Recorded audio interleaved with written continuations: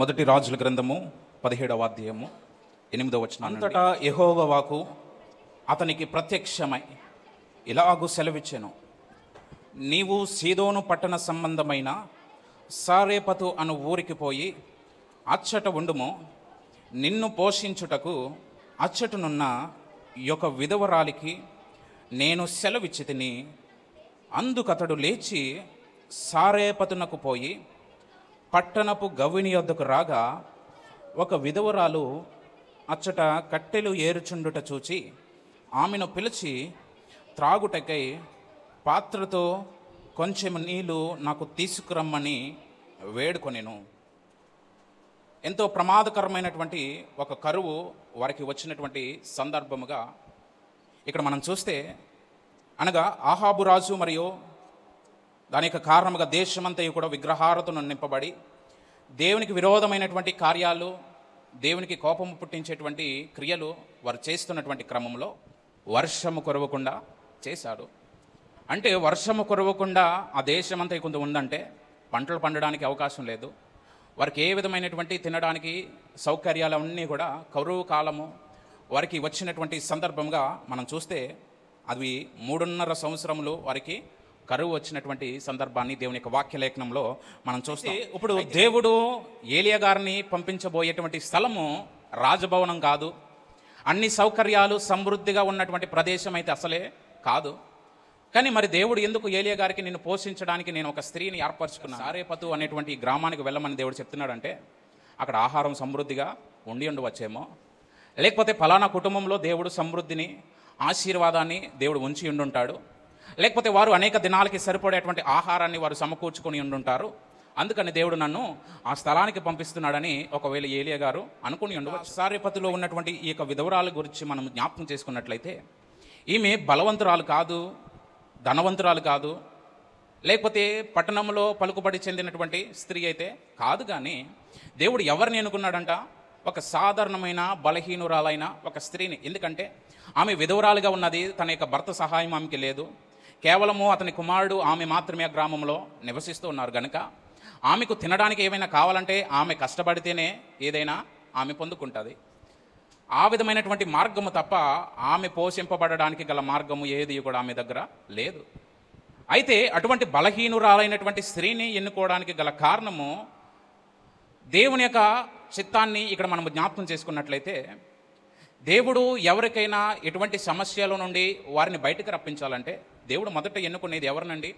బలహీనుల్ని దేవుడు ఎన్నుకునేటువంటి దేవుడు. అనగా బలహీనులను అనగా దేవుడు ఈ బలహీనుల ద్వారా దేవుడు ఏ కార్యం చేస్తాడని మనుషులు అనుకుంటారు. లేకపోతే ఈ బలహీనమైన వ్యక్తి ఇంత గొప్ప కార్యము ఎలా సాధిస్తాడు, ఎలా దానిని పొందుకుంటాడని మనుషులు అనుకుంటారు. కానీ దేవునికి అసాధ్యమైనది ఏది కూడా, ఎవరైతే నిస్సహాయ స్థితిలో దేవుని యొక్క సహాయం కొరకు ఎదురు చూస్తున్నారో దేవుడు వారి పక్షం ఎల్లప్పుడు కూడా ఆయన సహాయం చేసేటువంటి దేవుడు. కొరింథీయులకు రాసిన మొదటి పత్రిక 1వ అధ్యాయము 27వ వచనాన్ని మనం చదువుకుందాం.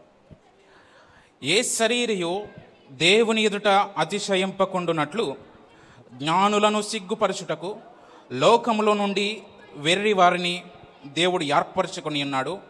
బలవంతులైన వారిని సిగ్గుపరచుటకు లోకములో బలహీనులైన వారిని దేవుడు ఏర్పరచుకొని ఉన్నాడు.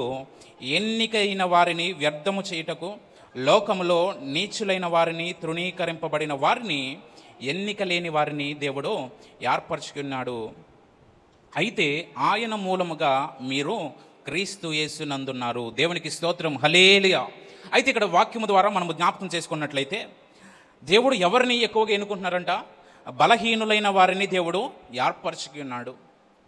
అవి ఎవరైనా, మనమైనా, దేవుని సేవకులైనా, దేవుని పరిచారకులైనా, దేవుడు ఒక బలహీనమైన వారిని దేవుడు ఎన్నుకుంటున్నాడంటే దానికి గల కారణము వారు నమ్మకంగా దేవుని దృష్టికి పని చేస్తారని, వారు యథార్థతో దేవుని యందు వారు శ్రద్ధ కలిగి దేవుని యొక్క పరిచర్య కానీ, దేవుని యొక్క చేయవలసినటువంటి భక్తి క్రమము కానీ అన్నీ సమృద్ధిగా ఉన్న వారికి భక్తి యొక్క క్రమము, భక్తి యొక్క విలువ ఎవరికి కూడా తెలియదు.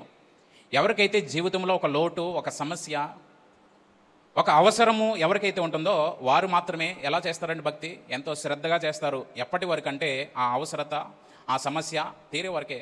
కానీ మనం ఏ స్థితిలో ఉన్నామని ఈ దినము మనము జ్ఞాపకం చేసుకోగలిగితే, ఇక్కడ దేవుడు ఆ యొక్క బలహీనురాలైనటువంటి స్త్రీని ఎన్నుకోగలడానికి గల కారణము ఇక్కడ స్త్రీని పరీక్షించడానికో లేకపోతే ఏలియా గారికి ఒక పరీక్ష పెట్టడానికో కాదు, కానీ దేవుడు ఎన్నుకున్నటువంటి వ్యక్తి వారు బలహీనమైన వారైనా బలవంతులైనా దేవుని దృష్టికి ఎన్నుకొనబడిన వారు దేవునికి ఎంత నమ్మకంగా పనిచేస్తారో, దేవుని కార్యానికి ఎంత సహకరిస్తారో ఆయన ఎల్లప్పుడు కూడా ఆయన ఎదురు చూసేటువంటి దేవుడు. కనుక ఈ యొక్క సారేపతువులో ఉన్నటువంటి ఈ యొక్క విధవరాల గురించి మనం జ్ఞాపకం చేసుకున్నట్లయితే, దైవజనుడు ఆమె ఎద్దుకు వచ్చినప్పటికీ ఆమె చేస్తున్నది ఏంటంట, కట్టెలు ఏరుకుంటుంది. అయితే ఏలియా గారు ఆమె ఎద్దుకు పోయి త్రాగడానికి నాకు కొంచెం నీళ్లు తెమ్మని ఆమెను వేడుకొనినప్పుడు, అలాగే ఆమె నీళ్లు తేబోవచ్చుండగా అతడు ఆమెను మరలా పిలిచి, నాకు ఒక రొట్టె ముక్కను నీ చేతిలో తీసుకొని రమ్మని చెప్పాను. దేవునికి స్తోత్రం, హల్లెలూయా. అయితే అంతా బాగానే ఉంది. దేవుడు ఏలియా గారితో మాట్లాడారు. ఆ యొక్క గ్రామంలో ఒక విధవరాలను కూడా దేవుడు సిద్ధపరిచించారు. అయితే దేవుడు చెప్పిన ప్రకారముగా ఏలియా గారు ఆ స్థలానికి పోయారు. ఆ విధవరాలతో మాట్లాడి ఆమెను త్రాగడానికి నీళ్ళు అడిగారు. అంతవరకు బాగానే ఉంది. కానీ మరలా ఆ స్త్రీను ఏలియా గారు పిలిచి ఏమంటున్నారంట, అదే చేతితో ఒక రొట్టె ముక్కను కూడా నా కొరకు నువ్వు చేసి తీసుకురమ్మని ఏలియా గారు ఆ స్త్రీని అడిగారు. అయితే ఆ కొందున్నటువంటి వచనాలు మనం చదివితే ఆమె పరిస్థితి ఎంత దీనస్థితిలో ఉన్నదో మనము జ్ఞాపకం చేసుకోవచ్చు. ఇదే నేను తినబోయే చివరి యొక్క ఆహారము అని ఒకవేళ ఆ స్త్రీ అనుకుని ఉండవచ్చు. ఆయన ఎటువంటి పరిస్థితినైనా, అనగా మన దగ్గర ఉన్నది ఎంతైనా కావచ్చు, మన దగ్గర ఉన్నది ఏదైనా కావచ్చు, దానిని మనం ఎత్తుపట్టి ఎప్పుడైతే మనం స్తుతిస్తామో, ఎప్పుడైతే దానిని బట్టి దేవునికి కృతజ్ఞతాస్తుతులు చెల్లిస్తామో, దానిని బట్టి ఎప్పుడైతే మొదట దేవునికి స్థానాన్ని మనం ఇస్తామో, దేవుడు కొంచెంలో కూడా ఎలా ఉంచుతాడంట, సమృద్ధితో దేవుడు ఉంచుతాడు. దేవునికి స్తోత్రం, హల్లెలూయా.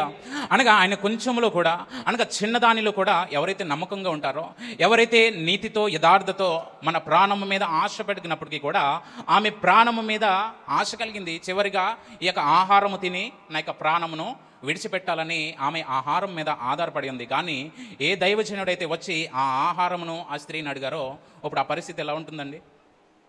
ఎంతో ఘోరమైనటువంటి పరిస్థితి కదా. ఒక పక్కన దేవుని సేవకుడిగా ఇతడు నా ఎద్దుకు వచ్చాడు, దేవుడు పంపించాడని ఈ వ్యక్తి చెప్తున్నాడు. మరి నా దగ్గర ఏమో ఏది కూడా సమృద్ధిగా లేదు, నా దగ్గర ఏది కూడా తినడానికి కూడా సరిగ్గా లేవు, దైవజనుడు పెట్టడానికి నా దగ్గర ఏవి కూడా లేవని ఆమె అనుకుంటుంది. కానీ దేవుడు మనుషులు ఊహించిన దానికంటే ఆయన అత్యధికమైనటువంటి ఆలోచనలను ఆయన ప్రతిదినము ఆయన కలిగి ఉంటున్నటువంటి దేవుడు. దేవునికి స్తోత్రం, హల్లెలూయా. ఏం చేస్తాం మనమైతే? ఏం చేస్తాం? అస్సలు కూడా కనికరం అనేది చూపించాం. అమ్మో, చిన్న బిడ్డలు వారు ఆకలితో ఉండలేరు అని వారి కొరకు మనం ఆలోచిస్తాం, మన కొరకు కాకపోయినా. కానీ ఇక్కడ మనము చూస్తే ఆ స్త్రీ ఆ చిన్నపిల్లవాడి కొరకు కూడా ఆలోచించలేదు, తమ ప్రాణము కాపాడుకోవాలని కూడా ఆమె ఎంత మాత్రం కూడా ఆలోచించలేదు. దైవజనని ఎదిరించి తృణీకరించలేదు. నీవు వెళ్ళిపో, నాకు ఆహారము కొంచెం మాత్రమే ఉంది, నీవు వేరే చోటకు వెళ్ళి ఎవరినైనా అడుగు అని ఆమె ఎంత మాత్రం కూడా దైవజనానికి వ్యతిరేకంగా మాట్లాడలేదు. కానీ దేవుని చిత్తానికి అప్పగించుకుని, అయితే ఏదైతే జరిగింది ఇదే చివరి దినం కదా, దీనిని తిని నేను ఎన్నో సంవత్సరాలు ఎంత మాత్రం కూడా బ్రతకలేను, పోతే పోయింది.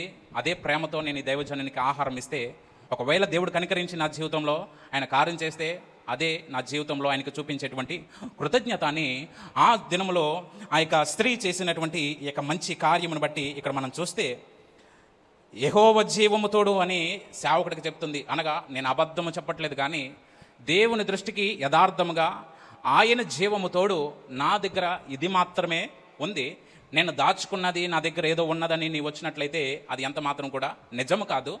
గనుక నా దగ్గర ఇది మాత్రమే ఉంది, గనుక ఇదే మా చివరి దినమని మేము అనుకున్నప్పుడు మీరు మాకు వచ్చారనేటువంటి విషయాన్ని ఇక్కడ మనం చూస్తే, అప్పుడు ఏలియా ఆమెతో ఎట్లా, నేను భయపడవద్దు, పోయి నీవు చెప్పినట్లు చేయము, అయితే అందులో నాకు ఒక చిన్న అప్పము మొదట చేసి నా యొద్దకు తీసుకొని రమ్ము. ఏంటంట, నీవు చెప్పినట్లు చేయము, అయితే అందులో నాకు ఒక చిన్న అప్పము మొదట నాకు చేసి నాకు తీసుకురమ్ము, తరువాత నీకును నీ బిడ్డకును అప్పములు చేసుకున్నాము. అయితే ఇక్కడ ఏలియా గారి ద్వారా ఆ స్త్రీకి దేవుడు జ్ఞాపకం చేసినటువంటి మాటను మనం చూస్తే, భూమి మీద యెహోవా వర్షము కురిపించే వరకు ఆ తొట్టిలో ఉన్న పిండియు తక్కువ కాదు, బుడ్డిలో నూనె అయిపోదని ఇశ్రాయేలీయుల దేవుడైన యెహోవా సెలవిచ్చి ఉన్నాడని దైవజనుడు ఆ స్త్రీతో పలికినటువంటి మాటను మనం చూస్తే, ఇక్కడ ఆ కింద జరిగినటువంటి 16వ వచనంలో పరిస్థితిని మనం చూస్తే, యెహోవా ఏలియా ద్వారా సెలవిచ్చిన మాట ప్రకారము తొట్టిలో ఉన్న పిండి తక్కువ కాలేదు, బుడ్డిలో ఉన్న నూనెయు అయిపోలేదు. దేవునికి స్తోత్రం. హల్లెలూయా. వాడుకునే కొద్దీ, ఆ పిండిను ఆమె తీసుకునే కొద్దీ ఏమవుతుందంట? మరలా ఆ కుండ నింపబడుతుంది. దేవుని సన్నిధికి క్రమంగా వస్తున్న మనము, దేవుడు మన జీవితంలో ఏదో ఒక సమస్యను తీర్చి, ఎంతో అవసరాలతో ఉన్నప్పుడు దేవుడు మనకి సమృద్ధిని దయచేసి మనకన్ని సౌకర్యాలను దేవుడు మనకి ఇచ్చినప్పుడు మనం ఏం చేస్తాం? దేవునిని మనము నిర్లక్ష్య పెడతాం. దేవుని సన్నిధికి ప్రార్థన ఉండదు, వాక్యం ఉండదు. ఎందుకంటే దేవుడు అన్నీ కూడా సమృద్ధిగా ఇచ్చేశాడుగా. ఇంకా దేవుని అవసరం, దేవుని సేవకుని అవసరం, దేవుని మందిరం అవసరం ఎంత మాత్రం కూడా ఉండదు. ఎందుకంటే దేవుడు సమృద్ధినిచ్చాడు, మన అవసరాలన్నిటిని కూడా తీర్చాడు, మంచి ఆరోగ్యం ఇచ్చాడు, మంచి భవిష్యత్తునిచ్చాడు, మంచి చదువుల్లో మంచి ఉత్తీర్ణతనిచ్చాడు, అలాగే మంచి ఉద్యోగాన్ని దేవుడు దయచేశాడు. కనుక ఇక్కడ మనకి దేవుని అవసరమో ఉండదు. అదే ఏ దినానికి సరిపోయేటువంటి ఆహారం కానీ, ఏ దినానికి సరిపోయేటువంటి సమృద్ధిని దేవుడు ఆ దినానికి దయచేస్తున్నాడంటే, ఆ వ్యక్తిని దేవుడు ఒక క్రమంలో నడిపించాలని, ఆ వ్యక్తి దేవుని మీద ఆధారపడి జీవించాలని దేవుడు కోరుచున్నటువంటి విషయము. దేవునికి స్తోత్రం. హల్లెలూయా. గనుక దేవుడు మనకి రేపటికి కావాల్సిన దానికంటే ఏ దినానికి కావాల్సినటువంటి కృపను దేవుడు ఆ దినానికి సిద్ధపరిచించాడు. దేవునికి స్తోత్రం. హల్లెలూయా. గనుక దేవుని యొద్ద నుండి మనము కోరదగినది ఏ దినాల్లో ఆ దినము మనము సంతృప్తితో దేవుని యొద్ద నుండి ఆయన కృపను మనము దినదినము పొందుకోవాలి. ఒక్కసారి కాదు, దినదినము మనం ఏం చేయాలంట? ఆయన కృపను, ఆయన ఇచ్చేటువంటి సమృద్ధిని, ఆయన మన జీవితంలో చూపించేటువంటి ఆ యొక్క ప్రేమను మనం ఎల్లప్పుడూ కూడా దినదినము దానిని పొందుకుంటూనే ఉండాలి. అది ఒక్కసారిగా వచ్చేటువంటి కృప కాదు. ఏ దినానికి కావాల్సినటువంటి కృప, ఏ దినానికి కావాల్సినటువంటి సమృద్ధి దేవుడు ఆ దినానికి దేవుడు సిద్ధపరిచించాడు. విశ్వాసము ఎంత ఆధారపడి దేవుని మీద ఉంటుందో, మనం ఎంతగా దేవుని మీద ఆధారపడి జీవిస్తున్నామో దాని మీద మాత్రమే మన సమృద్ధి, మన ఆశీర్వాదము, మన భక్తి జీవితము. అనగా అక్కడ సమృద్ధిని దేవుడు వారికి అనుగ్రహించాడు. అనగా ఎటువంటి నిస్సహాయ స్థితిలో ఆమె దైవజనునికి ఇచ్చినటువంటి ప్రాధాన్యతను బట్టి, దైవజన యొక్క మాటకు లోబడి దైవజనునికి అటువంటి ఆహారమును ఆమె సిద్ధపరిచి పెట్టినది కనుక దేవుడు ఆమెను కనుకరించి దైవజనుడు ఆ గృహాన్ని దర్శించడం ద్వారా ఏదైతే ఖాళీగా ఉండవలసినటువంటి పాత్రలు ఉన్నాయో వాటిని దేవుడు సమృద్ధితో, దేవుని కృపతో దేవుడు నింపాడు. దేవునికి స్తోత్రం. హల్లెలూయా. అనగా ఎప్పుడైతే దైవజనుడు ఈ ఏలియా గారు ఆ గృహంలో దర్శించాడో దేవుడు ఆమె జీవితంలో సమృద్ధితో దేవుడు నింపాడు. అనగా ఆ భూమి మీద వర్షము దేవుడు కురిపించేంత వరకు సరిపడేటువంటి ఆహారం. అది ఎన్ని సంవత్సరాలైనా పట్టొచ్చు, ఎన్ని దినాలైనా పట్టొచ్చు, కానీ అవి ఎన్ని దినాలైనా ఎన్ని సంవత్సరాలైనా దేవుడు ఎలా నింపాడంట? ఆమెను సమృద్ధితో నింపాడు. అనగా ఆమె ఎంత తిన్నా, ఎంత ఆమె ఉపయోగించుకున్నా, ఎంత ఆమె వినియోగించుకున్నా ఏది కూడా ఆమె జీవితంలో తక్కువ కాలేదు. ఎంతో సమృద్ధితో దేవుడు ఆమె యొక్క జీవితాన్ని నింపినటువంటి విషయము ఇక్కడ మనం చూస్తాం. ఫిలిప్పీలకు రాసిన పత్రిక 4వ అధ్యాయము 19వ వచనాన్ని మనం చదువుకుందాం. ఏంటంట? దేవుడు తన ఐశ్వర్యము చెప్పున క్రీస్తు యేసునందున్న మహిమలో మీ ప్రతి అవసరమును తెచ్చును. దేవునికి స్తోత్రం. హల్లెలూయా. అనగా ఆయన దగ్గర ఉన్నది దేవుని యొక్క మహిమైశ్వర్యము. ఆ మహిమైశ్వర్యము చెప్పునే దేవుడు ప్రతి ఒక్కరిని కూడా వారి యొక్క అవసరతలను ఆయన తీర్చుచున్నటువంటి దేవుడు మన జీవితంలో ఉన్నటువంటి అవసరతలను తీర్చాలంటే దేవుని మందిరానికి వస్తే సరిపోద్దా? దేవునికి మొదటి స్థానాన్ని మనము ఇవ్వగలగాలి. అనగా దేవునికి ఇవ్వాల్సినది, అనగా అది సమయమైనా, మనము చేయవలసినటువంటి పరిచర్య అయినా, మనం చేయవలసినటువంటి భక్తి అయినా, ఎప్పుడైతే మనము మొదటి స్థానాన్ని దేవునికి ఇస్తామో దేవుడు మనల్ని అన్ని విషయాల్లో, ఏ విషయంలో అయితే మనం బలహీనంగా ఉన్నామో, ఏ విషయంలో అయితే మనము సమృద్ధి లేక మనము కృంగిపోయిన వారంగా ఉన్నామో, దేవుడు వాటన్నిటిలో కూడా సమృద్ధితో దేవుడు వారిని నింపుతాడు. నా దగ్గర ఏమీ లేదు కదా అని ఆ స్త్రీ దైవజనునికి ఏమి ఇవ్వకుండా ఆమెను తృణీకరించుకోలేదు. కానీ ఆమె ఇవ్వవలసింది, అనగా దైవజనుడు ఆమెను కోరాడు గనక, ఏలియా గారు ఆమెను కోరి ఉన్నారు గనక ఆ అవసరతను ఆమె అతనికి తీర్చింది గనక ఆమె అవసరతను దేవుడు వారికి తీర్చాడు. ఎలా అంటే అనేక దినాలకి సరిపోయేటువంటి సమృద్ధిని, అనేక దినాలకి కావాల్సినటువంటి ఆహారము, అనేక దినాలు ఆమె జీవించడానికి గల కారణముగా ఉన్నటువంటి ఆహారాన్ని దేవుడు ఆమెకి సమృద్ధితో నింపాడు. మన జీవితంలో అనేక సమస్యల చేత ఒకవేళ మనము బలహీనలమని, లేకపోతే ఈ పరిస్థితిలో నేనేమి చేయలేకపోతున్నానని మనం ఒకవేళ నిస్సహాయ స్థితి స్థితిలో ఒకవేళ మనం ఉండవచ్చు. కానీ అటువంటి సమయాల్లో దేవుని యొక్క కృప కొరకు మనం ఎదురు చూడగలిగితే, అనగా దేవుని యొక్క ఆశీర్వాదం కొరకు, ఆయన యొక్క సంపూర్ణత కొరకు మనం ఎదురు చూడగలిగితే, దేవుడు అది ఎంత చిన్నదైనా సరే ఆ చిన్న దానిలో దేవుడు మనకి సమృద్ధిని నింపుతాడు. అది ఎంత కొంచెమైనా సరే దేవుని దృష్టికి అది యథార్థంగా ఉంటే, అది మన జీవితమైనా, మన భక్తి అయినా, మన ప్రార్థన అయినా, అది ఎంత యథార్థంగా ఉంటే అదే మహిమకరంగా అది దేవుని దృష్టికి అది ప్రత్యక్షపరచబడుతుంది. గనుక మనం చేసేటువంటి ప్రార్థన అది చిన్నదైనా, కొంత సమయమైనా ఎలా ఉండాలంట? యథార్థముగా, నమ్మకంగా, మన హృదయపూర్వకంగా, మన నోటి మాటల చేత దేవుని యొక్క నామాన్ని మహిమపరిచేదిగా ఉండాలి. కానీ మన యొక్క లోక ఘనత కొరకు, మనిషి లేదంటే మనం గణపరచబడడం కొరకు మనం ఎంత మాత్రం కూడా ప్రార్థన చేయకూడదు. భక్తి అనేది ఎంత మాత్రం కూడా చేయకూడదు. కనుక ఎప్పుడైతే మనము దేవునికి మొదటి స్థానాన్ని ఇస్తామో, ఆ స్త్రీ మొదట అప్పము చేసి ఎవరికి ఇచ్చిందంట? దైవజనుని చేతిలో పెట్టింది.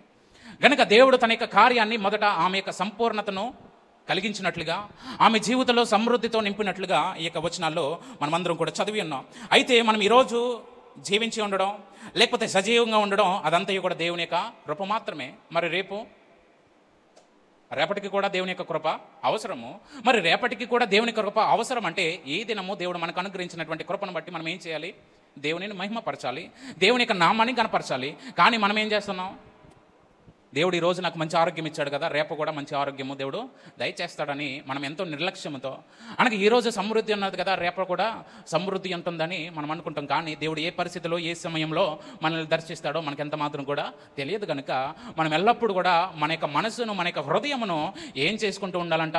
మనల్ని మనం ఎప్పుడు కూడా సిద్ధపరచుకుంటూ, మనల్ని మనం ఎప్పుడు కూడా దేవునికి మొదటి స్థానాన్ని ఇచ్చేవారంగా మనం ఎల్లప్పుడు కూడా ఉండగలగాలి. అనగా ఎప్పుడైతే మనం మొదటి స్థానాన్ని దేవునికి ఇస్తామో, మన జీవితంలో ఎన్ని లోటులున్నా, మన జీవితంలో ఎన్ని అవసరతలు మనం దేవునికి చెప్పుకోపోయినా, దేవుడు వాటన్నిటిని కూడా సమృద్ధితో నింపుతాడు. దేవునికి స్తోత్రం. మన జీవితంలో ఉన్నటువంటి సమస్యలు ఏవైనా మనము దేవునికి ఎంత యథార్థముతో మనం జీవించగలుగుతామో, దేవుడు అంతే యథార్థతో మన జీవితంలో ఉన్నటువంటి ప్రత్యేక సమస్యలలో ఆయన సమృద్ధితో నింపి, దేవుని యొక్క కృపకు వాత్సల్యతంతో నింపి, మన జీవితంలో అటువంటి ఆశ్చర్య కార్యాలు, కేవలము సమృద్ధినే కాదు, ఈ లోకంలో మనకు కావాల్సినది సమృద్ధియే కాదు, దేవుని కృప కూడా మనకెంతప్పుడు కూడా సమృద్ధితో మనం ఎల్లప్పుడు కూడా పొందుకోగలగాలి. ఆ కృపయే మనల్ని ఆ నిత్య రాజ్యం వరకు నడిపిస్తుంది. కనుక ఆ కృప మన జీవితంలో లేకపోతే మనం ఏ దినము కూడా సజీవంగా నిలవలేం. అనగా ఏ దినానికి కావాల్సినటువంటి కృప దేవుడు ఆ దినమే దయచేస్తున్నాడు. కనుక ప్రతి దినము కూడా దేవుని యొక్క కృప కొరకు మనం ఎప్పుడు కూడా ఎదురు చూస్తూ ఉండాలి. ఇశ్రాయేలు ప్రజలు కూడా అలాగే చేశారు. ఏ దినానికి కావాల్సిన మన్నా ఏం చేశారంట? ఆ దినమే సమకూర్చుకున్నారు. అనగా ఏ దినమైనా సరే వారు ఒకవేళ ఆ మన్నాను వారు సమకూర్చుకోలేకపోతే ఆ దినమంతా వారు ఎలా ఉండాలి? ఆకలితోనే ఉండాలి. కానీ ఎప్పుడైతే వారు ఎదురు చూసి ఆ యొక్క మన్నాను పొందుకున్నారో, అప్పుడు మాత్రమే వారు తృప్తిపరచబడేవారు. గనుక దేవుని యొక్క వాత్సల్యత, దేవుని యొక్క కృప దేవుడు అడగకుండా మనకి ఇవ్వాలంటే అది ఎంత మాత్రం కూడా సాధ్యం కాదు. మనము దేవుని యొద్దకు వచ్చి ఆయన ఎప్పుడైతే మనం కోరుతామో, అప్పుడే దేవుడు మనకు వాటన్నిటిని కూడా ఆయన తీర్చడానికి ఆయన ఎల్లప్పుడు కూడా కృప చూపించినటువంటి దేవుడు. దేవునికి స్తోత్రం, హల్లెలూయా. గనుక ఈ సారిపోతున్నటువంటి విధవరాలు ఒక పెద్ద అద్భుతాన్ని, అనగా తన యొక్క జీవితంలో సమృద్ధిని ఒక్క రోజులో ఆమె చూడలేదు. కానీ అనేక దినాలకి సరిపోయేటటువంటి ఆహారము, సమృద్ధిని దేవుడు ఆమెకు ప్రతి దినము కూడా ఆమెకు కలిగించినట్లుగా ఇక్కడ మనం చూస్తాం. అనగా ఆమె ప్రతి ఉదయం లేచి ఆమె నిత్యావసరముగా ఆమె యొక్క ఆహారాన్ని తినుచున్నప్పుడల్లా ఆ యొక్క కుండ నిండుచు అది సమృద్ధితో నింపబడుతున్నప్పుడు ఆమె దేవునిని ఎల్లప్పుడూ కూడా స్తుతించి ఉండేది. అనగా ఆమె సమృద్ధితో నింపబడి ఉన్నది కనుక, ఆమె అవసరత దేవుని దాసుని ద్వారా తీర్చబడి ఉన్నది కనుక, అనగా దేవుని యొక్క మహిమ ఆ గృహం మీద ప్రకాశింపబడడం ద్వారా దేవుడు ఆ స్థితిలోనే కాదు, ఆ కుమారుడు ఎప్పుడైతే 17వ వచనాన్ని మనం చదివినట్లయితే, అటు తరువాత ఆ ఇంటి యజమానురాలైన ఆమె కుమారుడు రోగి ప్రాణము నిలువను చాలనంత వ్యాధి గలవాడెను. ఆమె ఏలియాతో, దైవజనుడా, నా యొద్దకు నీవు రానిమిత్తమేమి?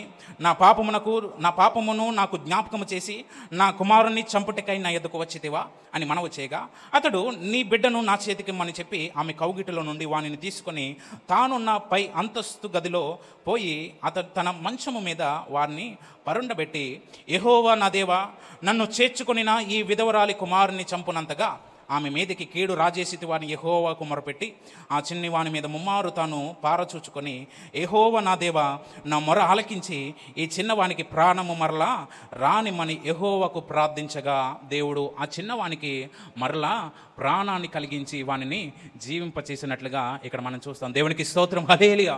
అయితే ఎప్పుడైతే ఈ పరిస్థితి జరిగిందో ఆ తర్వాత ఆమె కుమారుడు ఎంతో వ్యాధి గలవాడిగా, అనగా మరణించేటటువంటి వ్యాధి గలవాడు ఉన్న పరిస్థితిలో మరలా దైవజనుని పిలిచి ఆ కుమారుని ఎవరి చేతికి అప్పగించిందంటే ఆ యొక్క దైవజను యొక్క చేతికి అప్పగించుకున్నప్పుడు ఆ దైవజనుడు వెళ్ళి మంచం మీద వాడిని పరుండు పెట్టి దేవుని సన్నిధిలో యెహోవాకు మొరపెట్టినప్పుడు దేవుని దర్శించి కనికరించి మరలా ఆ కుమారునికి ఏం కలగజేశాడంట?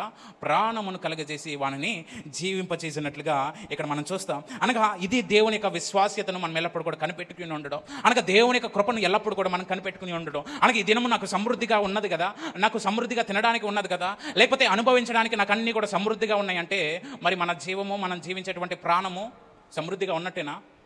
మనకి ఈ లోకంలో ఉన్నటువంటి అవసరతలన్నీ సమృద్ధిగా ఉన్నాయంటే దానికి కారణము మనం అనేక సంవత్సరములు జీవిస్తామన్నా? ఎంత మాత్రం కూడా కాదు. మన జీవితంలో ఎంత సమృద్ధి ఉన్నా మన జీవము మాత్రము దేవుడు సమృద్ధితో నింపలేదు. అనగా ఆ యొక్క ప్రాణము కేవలము తాత్కాలికమైనది. ఏ దినము మనము దేవుని ఎద్దకు చేరుతామో ఎవరికి కూడా తెలియదు. గనుక కేవలము మన ప్రాణము కొరకు కాదు, కానీ దేవుని యొక్క ఆత్మ కొరకు, దేవుని యొక్క రాజ్యము కొరకు మాత్రమే సంపూర్ణతలోనికి మనం ఎల్లప్పుడు కూడా నడిపించబడాలి. దేవునికి స్తోత్రం, హల్లెలూయా. ఎందుకంటే ఈ లోక ప్రాణము కేవలము మనుషులకు కనబడేటువంటి జీవితం మాత్రమే, కానీ దేవుడు మనకిచ్చేటువంటి సంపూర్ణత అది ఆ పరలోక రాజ్యంలో కూడా మనల్ని ఎలా నిలబెడుతుందంట? నీతిమంతులుగా, యథార్థవంతులుగా ఆయన రాజ్యంలో మనలందరినీ కూడా నిలవబెడుతుంది. గనుక మన జీవితంలో ప్రస్తుతము కొరతలు అనేవి ఉంటాయి, మన జీవితంలో అవసరతలు అనేవి ప్రతి ఒక్కరి జీవితంలో ఉంటాయి. కానీ మనలందరినీ దేవుడు ఆయన కృపతో నింపి, ఆయన యొక్క వాత్సల్యతను బట్టి, ఆయన యొక్క మహిమైశ్వర్యమును బట్టి దేవుడు మన యొక్క ప్రతి అవసరములను ఆయన తీర్చాలని ఆయన ఆశపడుతున్న దేవుడు. అయితే మనము చేయవలసింది దేవునికి మొదటి స్థానాన్ని మనం ఇవ్వగలగాలి. మనం సమృద్ధిలో ఉన్నామా లేకపోతే సమృద్ధి లేక మనం ఉన్నామా అని దేవుడు మనల్ని పరీక్షించడు. అనగా నీ దగ్గర సమృద్ధి లేదు కదా అని దేవుడు నేను పరీక్షించడంటే అది ఎంత మాత్రం కూడా సాధ్యం కాదు. అనగా దేవుడు ఒకవేళ సమృద్ధితో ఉన్నవారిని పరీక్షించవచ్చు, సమృద్ధిగా లేని వారిని కూడా దేవుడు పరీక్షించవచ్చు. దేవుడు ఎవరినైనా పరీక్షిస్తాడు. కానీ ఎవరైతే సమృద్ధిలో లేనప్పుడు కూడా దేవుని యొక్క పరీక్షలో ఎవరైతే నమ్మకంగా నిలుస్తారో వారిని దేవుడు సమృద్ధిగా నింపి, అనగా వారి జీవితంలో ఉన్నటువంటి ప్రతి అవసరతను దేవుడు తీర్చేటువంటి దేవుడు. దేవునికి స్తోత్రం, హల్లెలూయా. గనుక మీ యొక్క జీవితంలో, ఈ యొక్క విధవరాల యొక్క జీవితంలో దేవుడు ఎంతో ఆశ్చర్యకరమైనటువంటి కార్యాన్ని ఆ దినము దేవుడు వారికి జరిగించినట్లుగా ఇక్కడ మనం చూస్తాం. గనుక మన జీవితంలో అటువంటి అద్భుత కార్యాలు, అనగా అటువంటి సమృద్ధితో నింపబడేటువంటి కార్యాలు మన జీవితంలో కలగాలంటే దేవుడు మనకిచ్చేటువంటి ఈ వాక్యము అనేటువంటి జీవాహారము దేవుడు మనకి ప్రతి దినము కూడా సరిపడేటువంటి ఆహారాన్ని దేవుడు మనకి సమృద్ధిగా ఇచ్చాడు. గనుక దీనిని మనము స్వీకరించలేకపోతే, అనగా ఈ వాక్యమును మనం ఎల్లప్పుడూ కూడా చదవలేకపోతే దేవుడు మన యొద్ద నుండి ఈ సంపూర్ణతను ఆయన తీసివేస్తాడు. గనుక మన ఆత్మీయ ఆకలిని తీర్చడానికి దేవుడు దేనిని దాచించాడంట? ఈ జీవాహారమును దేవుడు దాచించాడు. అనగా ఈ లోకంలోనికి, అనగా దేవుని సన్నిధికి రాలేనంత వరకు మన ఆత్మీయతలో అనేక ఆకలి ఉండవచ్చు. మరి దేవుని సన్నిధికి వచ్చిన తర్వాత, దేవుని ఆత్మ ద్వారా నడిపించిన తర్వాత మన ఆత్మీయ ఆకలిని దేనితో తీర్చుకోవాలి? ఈ యొక్క వాక్యం అనేటువంటి ఈ యొక్క జీవాహారముతో మనం ఎప్పుడైతే నింపుకుంటామో దేవుడు ప్రతిదినము ఏం చేస్తాడంట? తన యొక్క కృపతో నింపుతాడు. అనగా ఈ వాక్యము మనం ప్రతిదినము కూడా ధ్యానించగలగాలి. ప్రతిదినము ఈ వాక్యాన్ని మనం ధ్యానిస్తేనే దేవుడు మన జీవితంలో ఎంత సమృద్ధిని దేవుడు మనకు దయచేశాడో ప్రతిదినము ధ్యానిస్తేనే తెలుస్తుంది. ఆ స్త్రీ ఏం చేసింది? ప్రతిదినము ఆ పిండిను ఆమె ఉపయోగిస్తేనే దేవుడు ఎంత సమృద్ధితో దింపాడో ఆమెకు తెలిసింది. ఒకవేళ ఆ తర్వాత దినము కూడా ఆమె ఏమీ తినకుండా ఆ కుండను, ఆ పాత్రను, ఆ పిండిని, నూనెను అలాగే ఖాళీగా ఉంచితే దేవుని సమృద్ధి ఆమెకు తెలుస్తుందా? దేవుడు ఆశీర్వదించినట్టు ఆమెకు తెలుస్తుందా? ఎంత మాత్రం కూడా తెలియదు. దానిని ఎప్పుడైతే ఉపయోగిస్తామో, దానిని ఎప్పుడైతే మనం వినియోగిస్తామో అప్పుడు మాత్రమే దేవుని యొక్క ఆశీర్వాదము ఎందులో దాగి ఉందో, దేవుని యొక్క సంపూర్ణత ఎలా నింపబడుతుందో మనకెల్లప్పుడు కూడా తెలుస్తుంది. గనక ఈ జీవాహారం అనేటువంటి దేవుని వాక్యాన్ని మనము ప్రతిదినము ధ్యానిస్తేనే దేవుని సంపూర్ణత, ఆయన సమృద్ధి, ఆయన ఆశీర్వాదము, ఆయన కృప ఎలా నింపబడుతుందో, ఎందులో నింపబడుతుందో, దేవుడు మన అవసరతలను ఎలా తీరుస్తున్నాడో ఈ వాక్యం ద్వారా మనం ఎల్లప్పుడు కూడా జ్ఞాపకం చేసుకుంటాం. గనుక ఇటువంటి అనుభవంలోనికి ఎందరైతే నడిపించబడతారో దేవుని కుమారులుగా పిలబడిన మనమందరము కూడా ఆయన రాజ్యంలో ఆయన మనకిచ్చేటువంటి ఈ మహిమైశ్వర్యం ద్వారా మన యొక్క ప్రతి అవసరమును కూడా దేవుడు తీరుస్తాడు.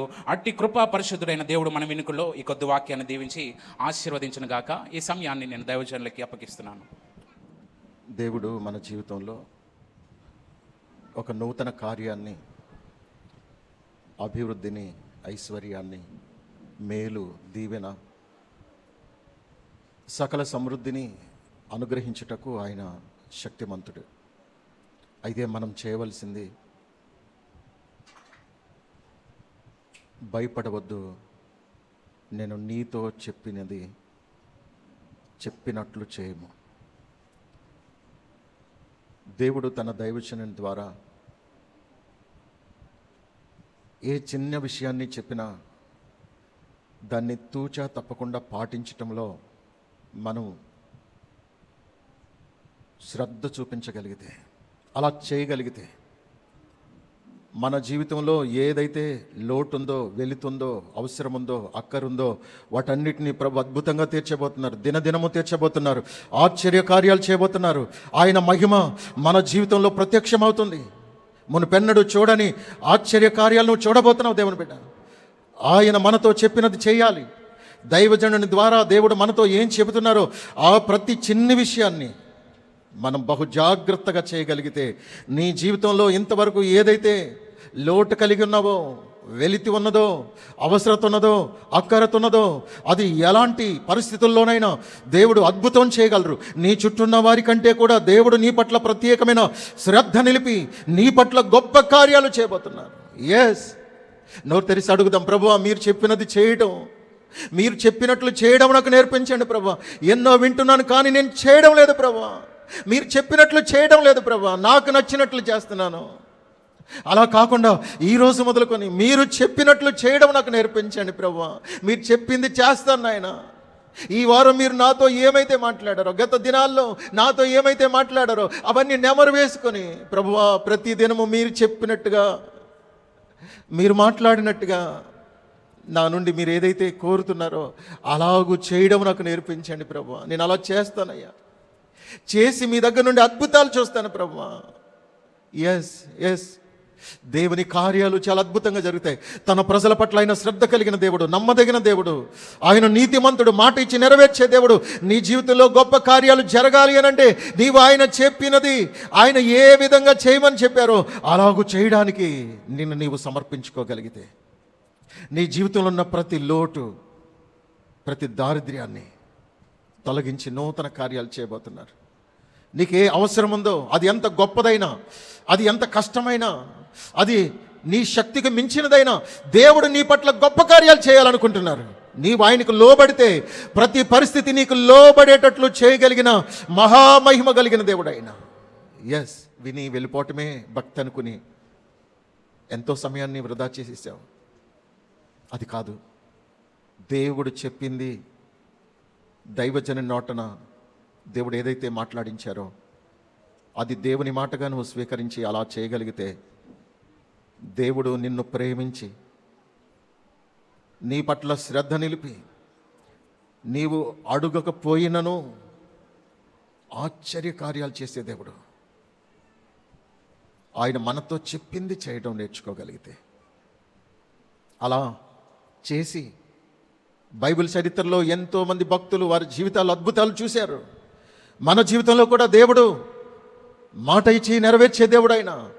ఆయనకు అనుదినము నూతనముగా వాత్సల్యం పుట్టుచున్నది గనుక నీ పట్ల ఏమేం చేయాలో, ఏ రోజు ఏం చేయాలో ఆ ప్రతిరోజు నీ పట్ల చేయవలసిన కార్యాన్ని ఆయన చేసి విశ్వాస్యతను చాటుకునే దేవుడు, తన నమ్మకత్వాన్ని చాటుకునే దేవుడు, తన ప్రేమను చాటుకునే దేవుడు. నేను నిన్ను ప్రేమిస్తున్నాను, నీవు నాకు లోబడుతున్నావు గనుక, నేను చెప్పింది చేస్తున్నావు గనుక, ఇదిగో నీకు అక్కరగా ఉన్నవి ఏవో నా మహిమైశ్వర్యంలో నీ ప్రతి అవసరం తీరుస్తున్నాను చూడర్రా. ఇంకా నాకు లోబడవలసిన విషయాల్లో నీవు నాకు లోబడితే ఇంకా వీటికంటే గొప్ప కార్యములను చూడబోతున్నావని ప్రభువు నీకు తను తాను ప్రత్యక్షపరచుకోబోతున్నారు. Thank you Lord, thank you Lord. Yes Lord, అబా సరాతుని యాద కట్ ప్రెస్ సాల్ వెలాదిక మాత తిర్బితా సరానీయారా లార్డ్ పారిస్ శోభతుల్యారా. మీ పక్కవారి చేపట్టుకుని పైకి లేచి నిలబడండి. పైకి లేచి నిలబడి మీ చేతులు, మీ ప్రక్కవారి చేతులు పట్టుకుని, ప్రభువా నా జీవితంలో, నా సహోదరుని జీవితంలో, నా సహోదరి జీవితంలో ప్రభువా మీరు చేయబోయే కార్యాలు మేము అనుభవించినట్లు మీరు చెప్పినట్టుగా చేయడం మాకు నేర్పించండి ప్రభా. ఎన్నో విషయాల్లో మేము నిర్లక్ష్యం చేశాం ప్రభా, హృదయాన్ని కఠినపరుచుకున్నాం. అందుకనే మీరు చేసే కార్యాలు, మీరు చేయబోతున్న కార్యాలు మేము పొందలేకపోయాం. ఇది మొదలుకొని అలా కాదు ప్రభా, మా అందరి జీవితాల్లో మీ కార్యాలు మేము చూడాలి, మీ కార్యాలు మేము చూడాలి. ఎస్ ఎస్ ఎస్ మునిపెన్నడు చూడని కార్యాలు మేము చూడాలి. లాడు అనుష్యబాతుని కాలాదా తెర్బిల్ల హదవశ్యబాద. ప్రియ పరిశుద్ధాత్మదేవ, ప్రతి ఒక్కరిని దర్శించండి నాయన. ప్రతి ఒక్కరి హృదయ కాఠిన్యము తొలగించండి.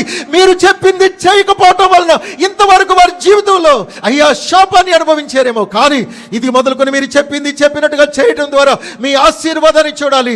యెహోవా ఆశీర్వాదము ఐశ్వర్యం ఇచ్చెను, నరుల కష్టము చేత అది ఎక్కువ కాదని.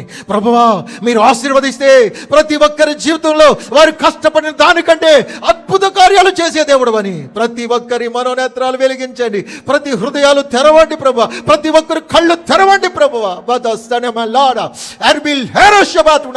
ఇక్కడికి వచ్చిన ఏ ఒక్కరు వట్టిగా వెళ్ళడానికి వీల్లేదు. ఇక్కడికి వచ్చిన ఏ ఒక్కరు శాపంతో బ్రతకడానికి వీల్లేదు. ఇక్కడికి వచ్చిన ప్రతి ఒక్కరి జీవితాల్లో ఆశీర్వాదాలు చూడాలి, మేలులు చూడాలి. వారి జీవితంలో మీరు పెన్నడు చూడని ఆశ్చర్య కార్యాలు చూడాలి. దేవా, కనికరించండి, కృప చూపించండి, కృప చూపించండి ప్రభువా, కృప చూపించండి నాయన. యేసయ్యా, యేసయ్యా, దాటిపోవద్దు నాయన. ప్రభా, ఈ పరిశుద్ధ స్థలములో అడుగుపెట్టిన ప్రతి ఒక్కరు అయ్యా, ఆత్మ సంబంధమైన మీ పరిశుద్ధ స్థలములో అడుగుపెట్టిన ప్రతి ఒక్కరు నూతన కార్యాలు వారు చూడాలి ప్రభువా.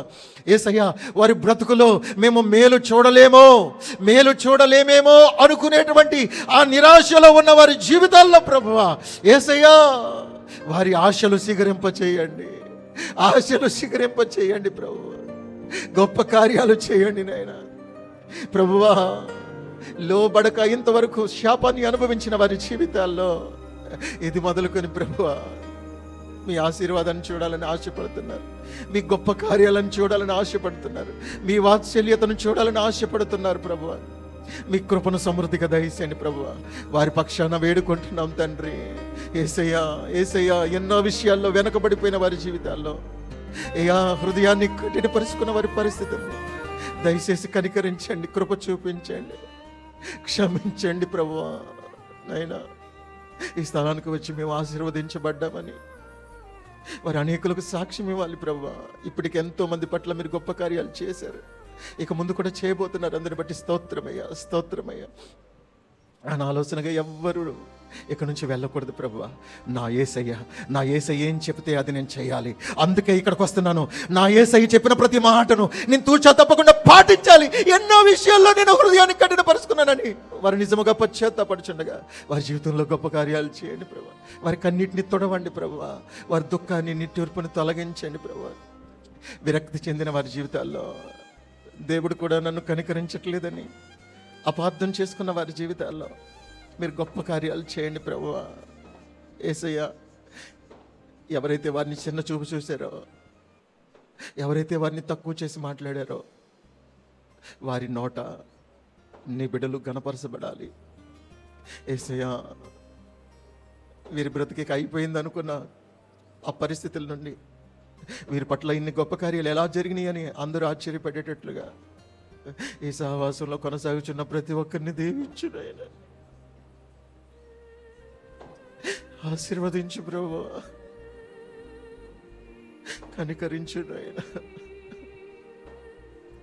వారు మీ మీద నమ్మికతో వచ్చారయ్యా. ఎంతెంత దూరాల నుంచి వస్తున్నారు ప్రభువా. వారికి న్యాయం చేయండి తండ్రి, మేలు చేయండి ప్రభువా. కృప చూపించండి నాయనా.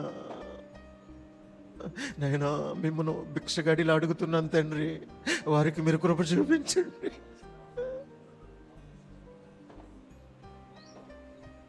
వారి జీవితాల్లో ఏ లోటైతే కలిగి ఉన్నారు ప్రభువా, వారికి ఏ అక్కరైతే ఉందో ప్రతి అక్కర మీ మహిమలో తీర్చండి ప్రభువా.